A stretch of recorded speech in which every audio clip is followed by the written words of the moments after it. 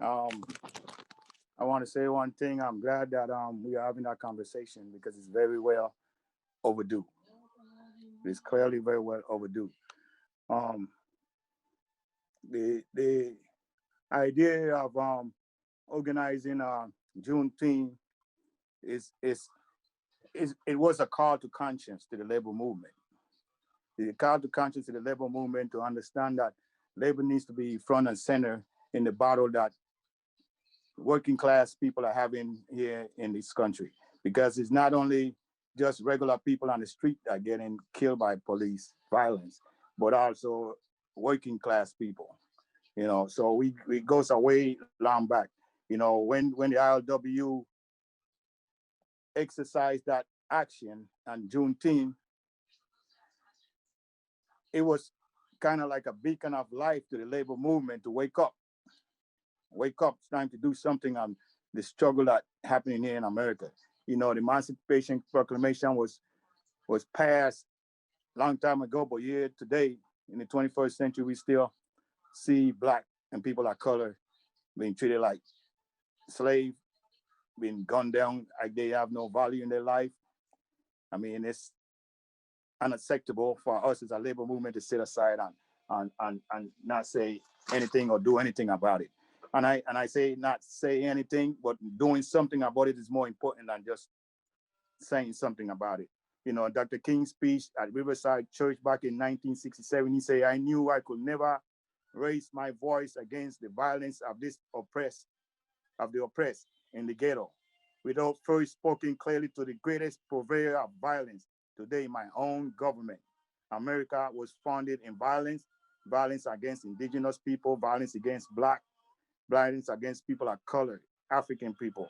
There was even violence against the Irish indentured servant. The police are protected of the property class and enforcers of white supremacy. Let's be clear. In 2006, I should say, the federal government put in one of their notes that they was concerned that white supremacy was populating the law enforcement. They was in multiple, I should say, multiple stage of white supremacy invading the law enforcement. But in the fact that they told us that in 2006, I got to tell you that I don't believe that it started in 2006. They knew long before that. I seen the federal government compares the Black Panther to the KKK, but yet there's no picture that they can show me where Black Panther is hanging a white person. Not one. So there's two different subjects that we're talking about when it comes to people trying to organize for better for their people, and someone that's trying to take people's life and destroy people or oppress people. Back in I should say back in when the Juneteenth action was put together, members from ILWU Local 10 San Francisco was taking the lead and putting some in place.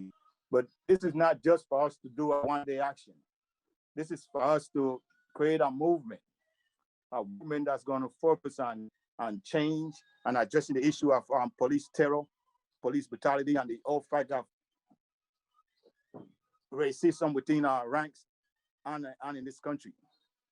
Back in 2016, I participated in a international dock workers conference in Miami.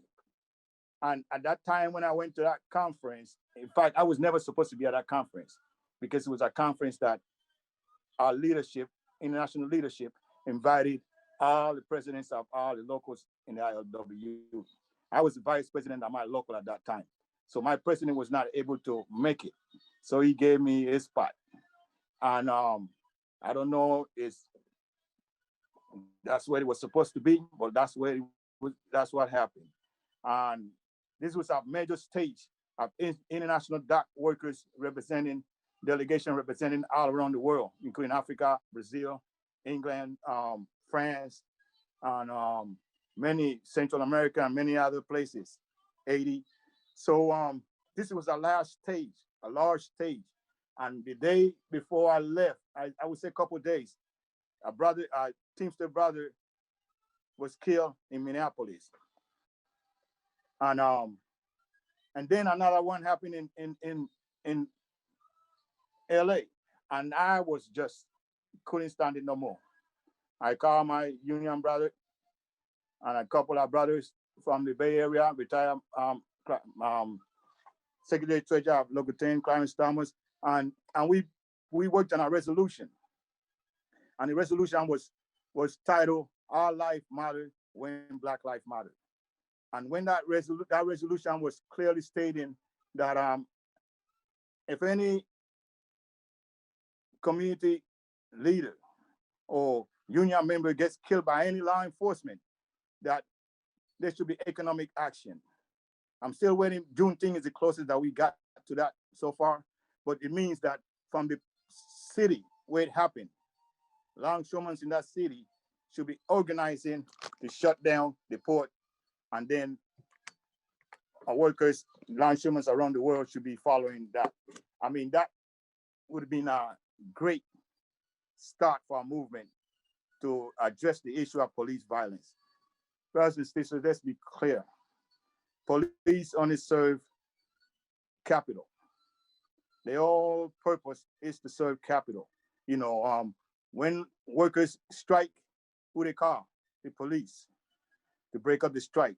The police been living on this term, calling themselves union, calling themselves workers.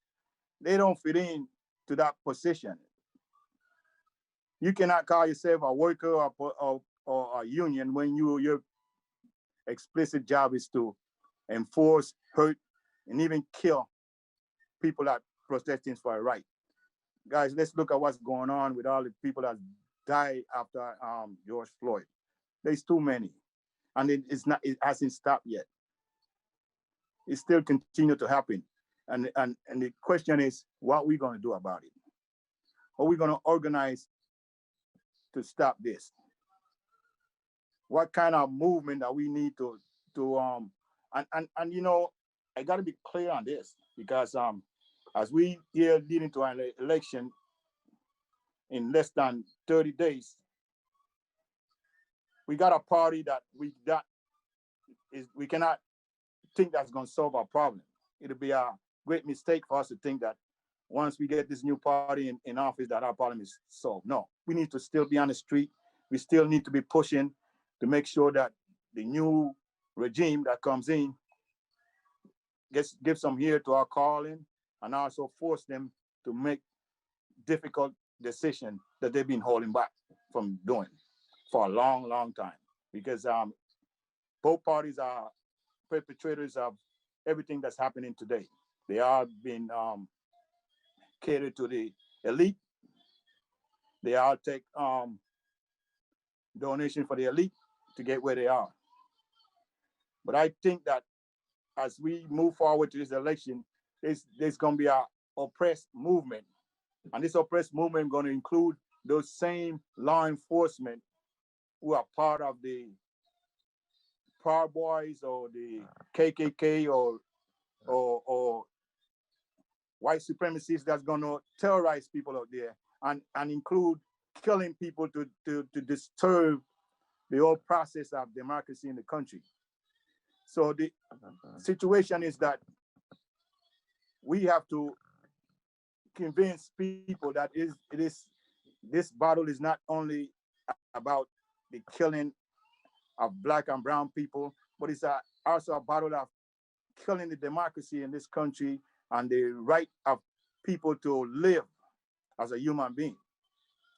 And it affects all of us, because even those that are part of a union that supported Trump got something to lose in this.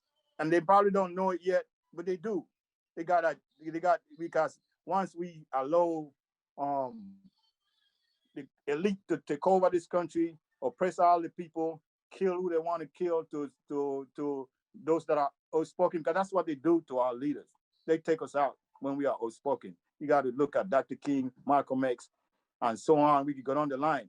This is what they do. They take us out when we try to educate our people, when we try to create a movement for our better. They only focus is we got to get rid of him or they or whatever organization it is. We have to stand united as a movement, and the organization needs to come together. This is the time for this. We cannot let down the pressure that we got right now that's going on in this country. We cannot back down. I'm just happy to be here to share and be part of this movement. But I looking forward for us to escalate it in a level where we can do action that value and make change. Action that can force the elite to make the difficult decision that they don't want to make because they are afraid of losing their power.